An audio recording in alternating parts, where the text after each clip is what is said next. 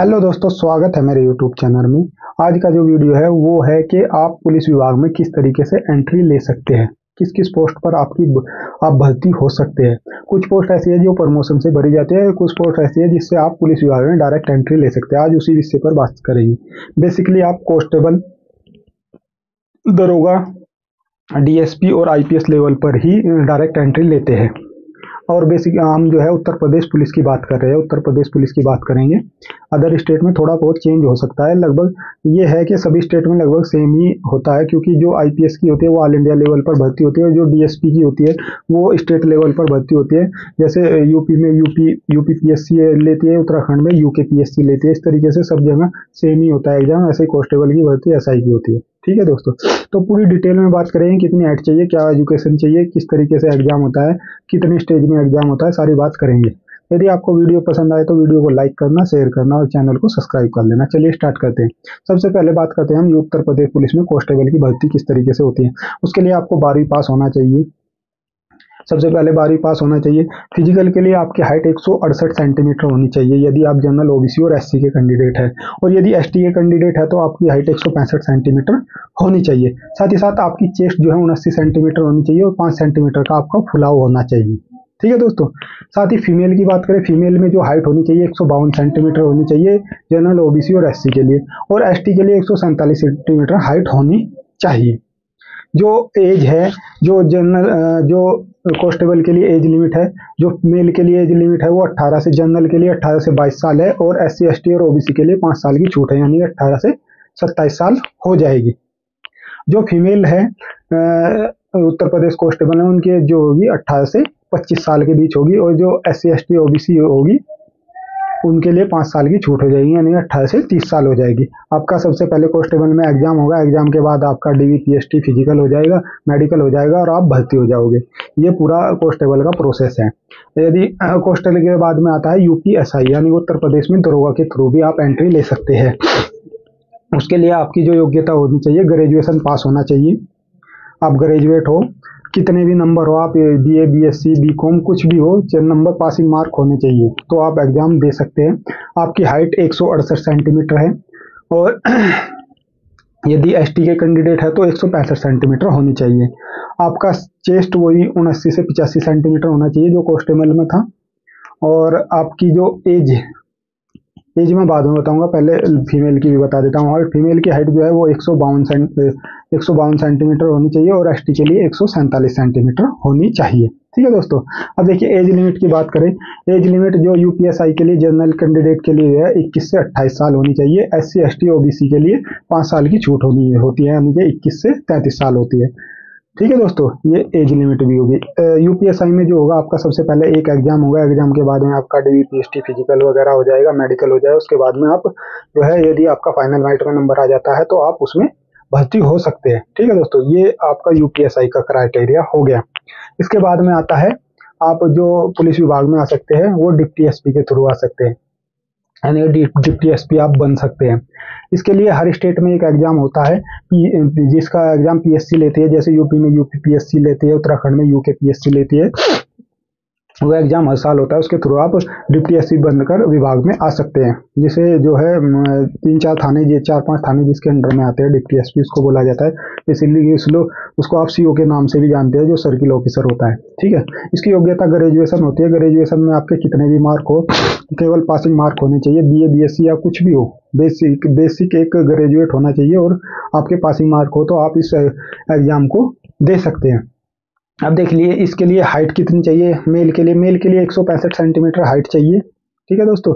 और ये 165 जो है जनरल और ओबीसी के लिए चाहिए। एससी और एसटी के लिए 160 सेंटीमीटर हाइट चाहिए। अब देखिए फीमेल के लिए कितनी हाइट चाहिए। फीमेल के लिए 152 सेंटीमीटर हाइट चाहिए और जो एससी एसटी की फीमेल है उसके लिए 147 सेंटीमीटर हाइट चाहिए। अब देखिए इसके लिए मेल के लिए जो चेस्ट है उसके लिए 84 यानी 84 सेंटीमीटर जो चेस्ट चाहिए, और फुलाने के बाद 5 सेंटीमीटर का फुलाव, यानी कि 89 सेंटीमीटर तक फुलाव होना चाहिए। अभी इसमें जो है एज लिमिट जो है वो 21 से 40 साल है। जो डीएसपी के लिए एज लिमिट जो होगी आपकी 21 साल से 40 साल होगी जनरल कैंडिडेट के लिए। ओबीसी कैंडिडेट के लिए और एससी एसटी कैंडिडेट के लिए 5 साल की छूट है, यानी कि 21 से 45 साल तक के फॉर्म भर सकते हैं। पीडब्ल्यूडी कैंडिडेट के लिए 21 से 55 साल तक के लिए आप फॉर्म भर सकते हैं।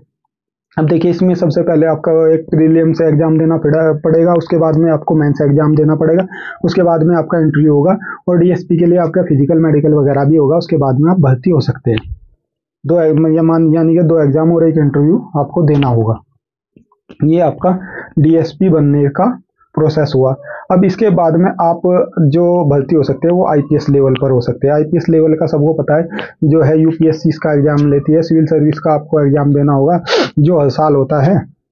इसके लिए भी आपको ग्रेजुएशन पास होना चाहिए, कितने भी मार्क हो, आप बीए बीएससी कुछ भी हो, आप पासिंग मार्क होने चाहिए, तो आप इस एग्जाम को दे सकते हैं। अब देखिए, इसके लिए आपको कितनी हाइट चाहिए। मेल के लिए जो है 165 सेंटीमीटर हाइट होनी चाहिए। साथ ही साथ एससी एसटी वालों को इसमें 5 सेंटीमीटर की छूट मिलती है। इसमें एससी एसटी वालों के लिए जो मेल है 160 सेंटीमीटर हाइट चाहिए, और जनरल ओबीसी वालों के लिए 165 सेंटीमीटर हाइट चाहिए। साथ ही साथ फीमेल के लिए जो है 150 सेंटीमीटर हाइट चाहिए, और जो जनरल ओबीसी वालों को, और जो एससी और एसटी के हैं उनके लिए 145 सेंटीमीटर हाइट चाहिए। रिजर्व कैटेगरी को 5 सेंटीमीटर की छूट मिलती है। ठीक है दोस्तों। अब देखिए, इसमें जो है आपकी जो एज लिमिट के बारे में बात कर ले। एज लिमिट जो है जनरल वालों के लिए है 21 से 32 साल तक होनी चाहिए, और जो ओबीसी है उनको 3 साल की छूट हो जाती है, यानी कि 21 से 35 हो जाती है, और जो एससी एसटी वाले हैं उनको 5 साल की छूट हो जाती है, यानी कि 21 से 37 साल तक होती है। और आपने सुना होगा इंटरव्यू में कि ये मेरा पहला अटेम्प्ट था, यूपीएससी मैंने क्लियर कर दिया, तो मैं बता देता हूँ, जनरल वाले 6 अटेम्प्ट दे सकते हैं, यानी कि 6 बार यूपीएससी सिविल सर्विस का एग्जाम दे सकते हैं। ओबीसी वाले 9 बार एग्जाम दे सकते हैं, और जो एससी एसटी वाले है वो मैक्सिमम एज तक, यानी कि जो उनकी मैक्सिमम एज है 37 साल तक, वे ये एग्जाम दे सकते हैं। ठीक है दोस्तों। इसमें वही होगा आपकी जो है जो सबसे पहले प्रीलिम्स आपको देना होगा, फिर आपको मेंस एग्जाम देना होगा, उसके बाद में आपका इंटरव्यू होगा, और आपका फिजिकल वगैरह तो बेल्ट की हर नौकरी में होना ही होना है, फिजिकल और मेडिकल।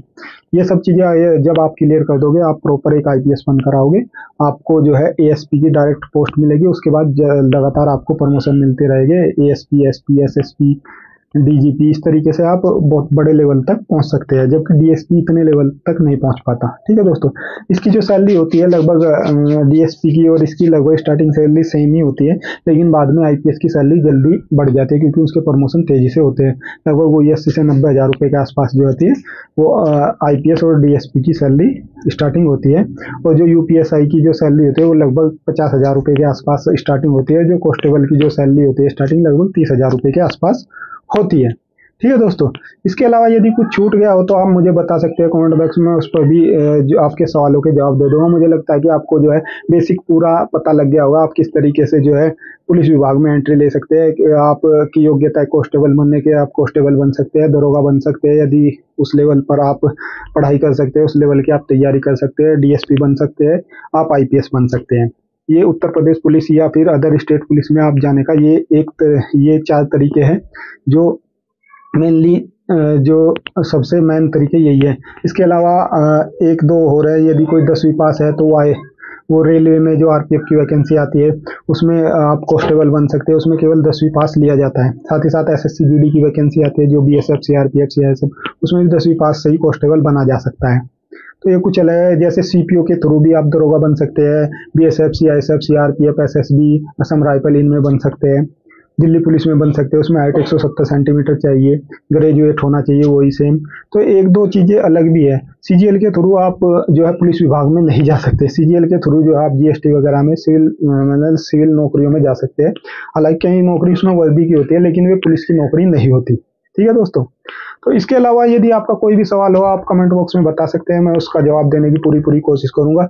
और मुझे लगता है कि अब आपको पता लग गया होगा कि किस तरीके से आप पुलिस विभाग में जा सकते हैं। यदि आपको किसी और टॉपिक पर वीडियो चाहिए तो आप मुझे बता सकते हैं, कमेंट बॉक्स में बता दीजिएगा, मैं उस पर टॉपिक पर आपके लिए प्रॉपर वीडियो बना दूंगा। और यदि आपको वीडियो पसंद आया तो चैनल को लाइक कर देना, चैनल को सब्सक्राइब कर देना, वीडियो को लाइक कर देना, शेयर कर देना। जय हिंद दोस्तों।